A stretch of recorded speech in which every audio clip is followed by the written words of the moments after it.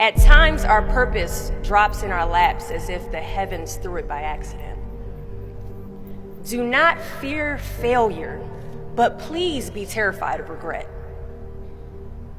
As giving up is the birth of regret. In the summer of 2009, I was 19 years old, working a summer position at Target between my freshman and sophomore year at undergraduate school. I was working in the women's clothing department, and I noticed a lady staring at me from across the aisle. I figured she probably had a few screws loose, so I attempted to ignore her very intense stares. She eventually manages to make her way a little bit closer and closer to me where I was working until she eventually walks up to me and says hello. I say the famous Target quote, which is, "Hi, may I help you find something?" So now anytime someone says that to you all in Target, you know it's their job to say it to you. She then asks me, "Were you born in this country?" And I was immediately offended. And I said, "Yeah, I was born in this country." And then she says, "Do you have any kids?" I said, "No, I don't have any kids." She then asked me if I was married, and then I said, "No, ma'am, I am not married." She says, "How old are you?" I said, 19. "May I help you find something?" She then says, "You are the most beautiful girl I have seen." And I said, "Oh, thank you." I didn't work that much for my makeup, but I did the best I could, but thank you. And then she says, "I think you could be the next Miss USA." And I stare at her in pure disgust and said, "Pageants? You're telling me pageants like Sandra Bullock, Miss Congeniality. Pageants? You think I should compete in pageants? I'm in the Army, okay? We don't do pageants in the Army." She then asked me to meet her at Starbucks the very next day before my next shift at Target.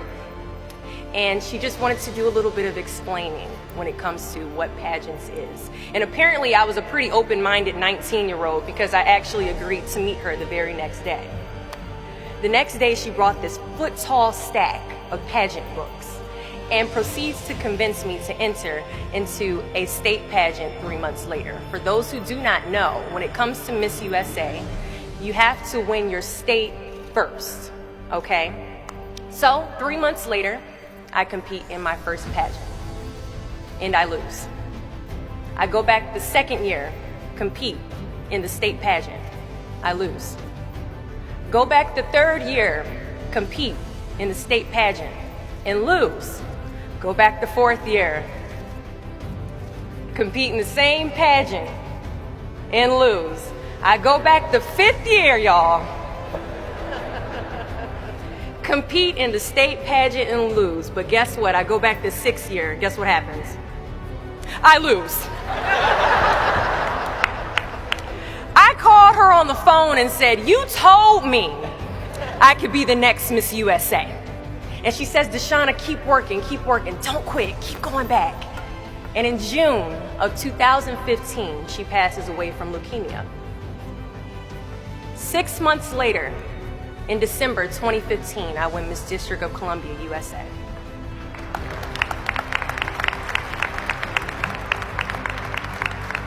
And 6 months after that, in June of 2016, I become the first soldier to win Miss USA.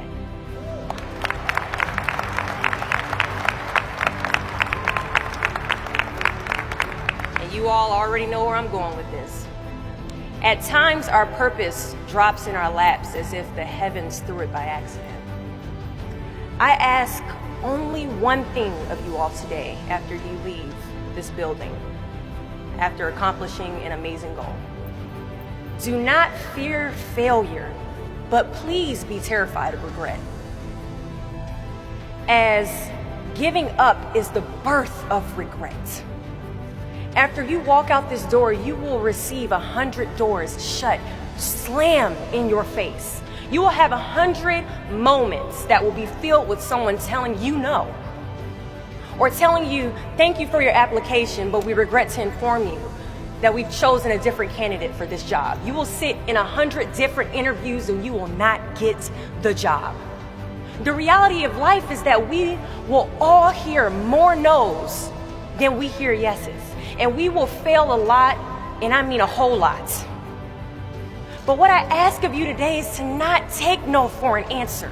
Don't be afraid of no's. Be afraid of the possibility of a yes that you have prematurely destroyed because you decided to quit before the clock strikes 12.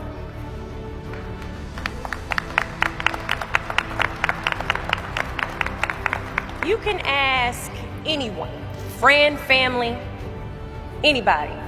I love a good no. Please tell me no.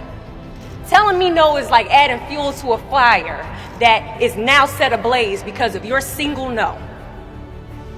I love additional reasons to work harder. Please give me a reason.